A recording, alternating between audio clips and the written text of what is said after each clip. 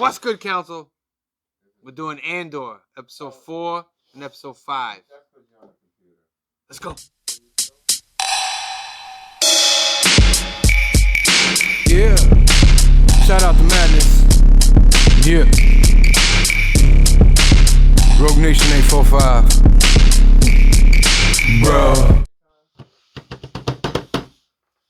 Well, I didn't know I was gonna love Mom Rothra so much. right? Right, I'm like so into her now. So good, yeah. You know, like her family. I wish we saw that dinner party. We probably will. What is it? It's like because remember she comes home in like episode 3 and she's like, or episode 4 and she's like, like how could you plan a dinner party without me? And then it looks like they had the dinner party because he tells her when they're coming home. Her husband is like, why didn't you tell me about your foundation? She goes, I didn't think you'd be interested. Why wouldn't I be interested? It's a charity. Wow. Remember that? I remember that. So I don't think we got to see, we didn't get to see the dinner party. But we did get to see Coruscant. Yeah, Coruscant. Well, we got to see Coruscant in episode 4 as well. But like we got to see more of it. So it starts off with episode 4. He's rescued Andor. He's agreed to go with him. And he's basically telling him, I need you to do a job. Yeah. I'd like you to be a part of this whole thing, but if you don't want to be, I at least need to rent you for this job. He gives him his crystal. That's super gives expensive. Gives him a kyber. Yep. Famous Jedi jewel inside the only Jedi Easter egg through the whole thing. And he gives him a kyber. I'm suspicious of him being a Jedi, by the way. Who? What's his name there? Andor? No. Skarsgård? Skarsgård, yeah. Could he be? He could. He's he's clouded in mystery. He's got multiple disguise kits. Yeah. So he gives Andor the jewel. It's worth about 50,000 credits. Yep. And he says, you keep that in case this doesn't go, and if it doesn't go, you keep it, and you got money. You're paid regardless. So Andor's like, fine. And he tells him it's very special to me. Yes. And you don't know how special it is. Yeah, I'm sure we'll find out. When he freaking opens up a lightsaber on somebody. Yeah. So he takes Andor to this planet where he meets up with a person who's the head of this little rebel group. Because it's a heist. Yeah, so they're going to do a heist and they're going to steal the payroll of the Empire from a certain sector. And he doesn't want them to know who he is. So he's like, your name is Clem. And you're just going to team up with these people. I'm going to tell them what's going on. That's it. Don't worry about it. The girl's kind of upset. She doesn't want to have any part of it because, this is a new person. They've been planning this for a while. It's all last minute. Yeah. And then he tells her, you take him or you don't do it. Yeah. So she's forced to take him. And she takes him and they meet up with the rest of the group that they have. And they're just not having him. The one guy likes him. One guy likes him, the mouse guy, kind of like from Matrix. Yes. He reminds me of that character. He's very smart. But the rest of them He's don't their trust IT him. guy. Yeah. The rest of them don't trust him. But they eventually, I feel like the healer is neutral about him. Yeah. Like she doesn't like that he showed up, but she talks to him cool. Yeah. The others, no. So there's one guy likes him. The healer, she's okay with him. Mm-hmm. The leader has accepted that he's got to come with us. Everyone else is, why would you do this? Right. So then he's basically part of the group, and you come to find out that they have somebody on the inside who's a captain or something like that, and he's their link on the inside, but he's also part of the rebel group. What else do we see in episode 4? We see... we get a little bit of the girl who wants to retrieve that drive that they left behind because it was stolen from her sector. Right. So she feels she should get it. Yes. And the then white coats. We call it a white coat. Yeah, but she also is a potential rebel member. She is, because she's trying to very strategically get it and she's get it. Figuring it out. Yeah. But the people that are in charge of her want facts. Right. They want proof. They want this and that. But what I think is funny is she's like, I believe that there's something wrong in these territories. In the meantime, but she's partly responsible. So it's kind of like she's trying to get the drive back because if it's in her position, I think she's one of the good guys. She's acting too weird, right? Like she sent the dude under her to go and ask for the drive first because she didn't want to draw attention to herself. Yeah. That doesn't sound like somebody who's like fully immersed in the Empire. That sounds like she wants to help the rebels and she doesn't want to make too many waves. But then she does make the waves and she doesn't get anywhere because the guy above her is like, if you don't have facts, then we're not doing anything here and we're done. And the Empire goes to that planet where the murders happened from the previous episode. And they say, congratulations. This place is now under permanent Imperial control.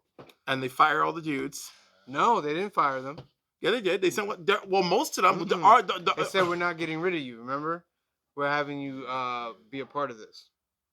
Oh, they're going to trade. No, because why is he crying to his mom about how he has no future? Because remember he said they couldn't leave. They couldn't go nowhere. Right, but she's got to call his uncle to pull in a favor. No, so look, as far as I'm concerned, they're all fired because because this guy is like sitting at home eating his blue milk cereal, all mopey and stuff with his mom. Well, that's because they're having the investigation right now. I know, but like he doesn't look like he feels good about it. I think the uncle will get him out of that. Oh, I'm dying to know who the uncle is. Like I'm just waiting for Vincent D'Onofrio to show up as a Star Wars villain and be like, I found something for you to do now. Actually, that's not Vincent D'Onofrio's voice, but you know what I mean. We see Skarsgård become another person. Yes. He's basically an artifact. An antique jeweler. An antique jeweler. An antique artifact guy. Archaeologist kind of guy. Hey, look at this guy over here. So you actually see some Easter eggs in the background from Almost The literal. Force Unleashed. You see the Sith armor from Starkiller. Yep. You see that in there. You see a couple other things. And basically, Mon Mothra comes over there. She's like, I got a new driver. I got new people watching me. So she's coming to get a gift for her husband. But they go in the back and they basically talk. And Skarsgård is basically telling her, like, I need the money. I need to know if you're down for this.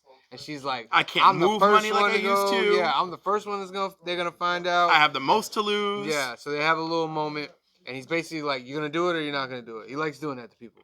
You doing it or you're not going to do it? And she's like, yes, I'll do it. Just give me.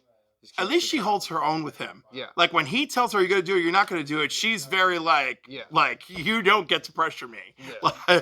So the episode ends with them telling Andor that he needs to learn all the schematics for this mission that they're going to do. Yeah, which apparently we're going to be waiting for the last or second to last episode for that. So episode 5 is Andor pretty much being amongst the group and going to the mission site. I'm not sure. We don't really see Skarsgård like that. No, right? but they force his hand. They force Andor's hand to reveal why he's with them, and he's like, "Fine, I was hired." So they didn't know how they were going to remove said items out of the thing. Mm-hmm. So he's like, wait a minute. You don't even know how you're going to do this? You didn't even know if you were going to be able to do it. You need me to do this. Which was, of course, they said they told you they needed you for that. But they didn't want to make it seem like they really needed him. They needed him to figure out something that they had acted like they already figured out. Right, but they didn't. That's why they had him studying the schematics. Yeah. And I really like the scenes of the TIE fighter, like, when they're swooping out in the by. field, swooping by. It was terrifying. They made the TIE fighters much more threatening, right? Because we're used to just seeing them swarming through space and space galactic battles, which, by the way, sometimes really do feel like war. I actually, in The Force Awakens, I actually felt that was captured really well, that visual. But like if somebody had studied World War II fighter pilots or something. But that said, here they come around on patrol. Sometimes they come in unexpectedly. It's very threatening, right? And that's really cool. And the way the characters respond is really cool. They're just like, oh crap, like the TIE fighters are like coming through. Yeah. Meanwhile, at the camp, or the headquarters of the Empire, the captain guy that's on the rebel side finds a very unique way of getting people out of the area when the thing is going to happen. He kind of blames them for something not being painted. He's like, well, you can stay here now and you can paint it. And they're like, well, it's a special day, you know, it'd be good for morale if you could let the troops, blah, blah, blah. And he's just like, fine. He's like, you can have it, but it better be done, blah, blah, blah. So this gets these people out of the area for when the heist is going to happen. Right, because they want to go and celebrate. So he's like, and he's acting all tough about it. Yeah. It's perfect. Yeah. There wasn't none of that other guy, right? Or was there? No, there wasn't. No, it's just Andor and the Rebel group. It was just Andor and the Insiders. Right. One of the insiders goes through all his stuff, gets all his stuff while he's asleep, and he's basically trying to figure out who he is and stuff like that.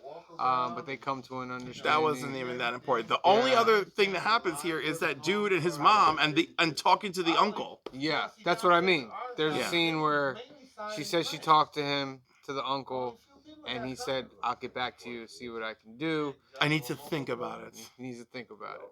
So we'll see where the uncle leads. Yeah, the way they're keeping. I hope the uncle is a big payoff because, they're just doing that whole mysterious thing. So basically, these 2 episodes are the whole setup for the heist.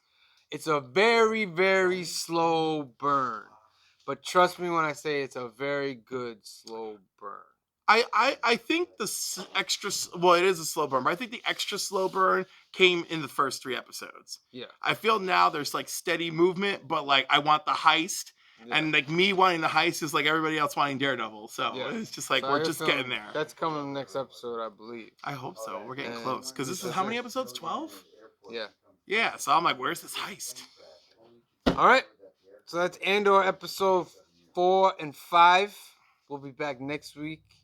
Maybe 2 weeks. We're doing 2 episodes at a time.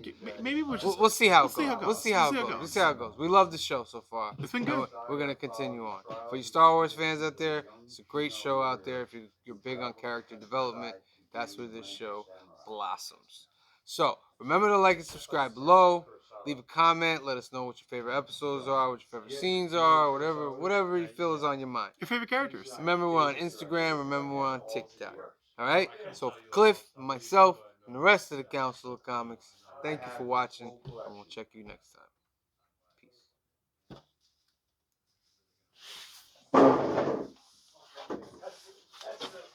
Scene.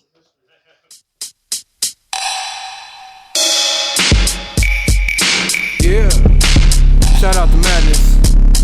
Yeah. Rogue Nation 845. Bro.